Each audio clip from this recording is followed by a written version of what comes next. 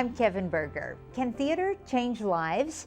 The answer from IllusionTheater is a resounding yes. Over the past 40 years, IllusionTheater has commissioned or developed almost 500 original plays seen by more than 1 million people.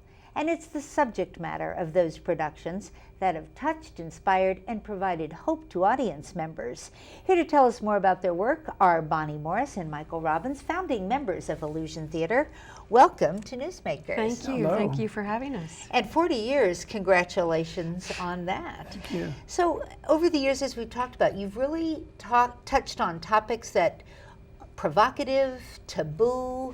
What are the things that you look for in trying to decide what plays will you stage? Well, in some ways, we pick things that other people haven't worked on. In some ways, many times, the community has come to us and said, can you work on something that nobody's talked about?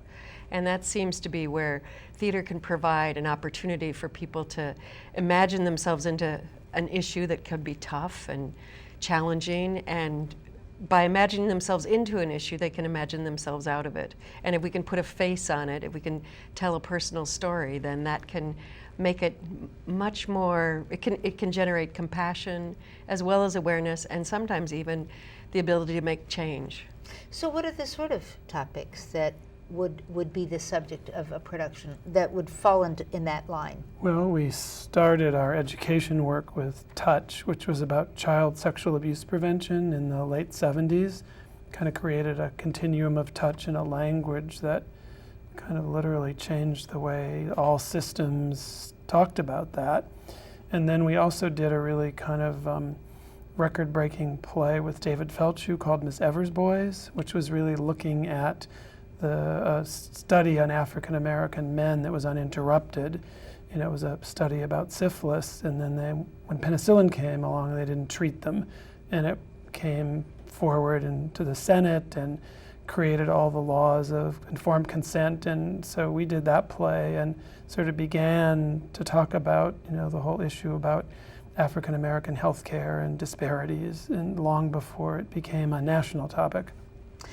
And where does this pioneering spirit that you bring to the stage, where does that come from? Well, I think both of us grew up in the times of the civil rights movements, the women's rights movements, the war against Vietnam. There was ways that we were agents of change when we were young. And so I think that just became something we always wanted to do. And then I remember growing up, my family, my mother was always saying, do something you love and contribute to the community. And so I think later on she said, I thought maybe you'd do something easier, but I took those messages to heart. Do you have stories of how this work has impacted either individuals or groups of people? Well, you know, I know in the early days of Touch, you know, there was one young woman especially that was a student down in southern Minnesota who had been abused as a child, and it was in high school, and it was the first time for her to be able to even talk about it. And then she really became she wrote a book. She went and became a producer for Disney for children's work to try to change. So that really was one of those stories where just that one individual having the ability to use this vehicle of the performance and helping other kids kind of changed her life, and then the ripple effect changed so many others. Well, in the Tuskegee play that Michael talked about, Miss Evers' Boys, that was made into an HBO movie, and then President Clinton invited the heirs and the survivors of the study to the White House, and he apologized for what the United States Public Health Service had done to these men. Yeah, and that movement started on the conference we put together around the play, because no one had really publicly talked about it till then.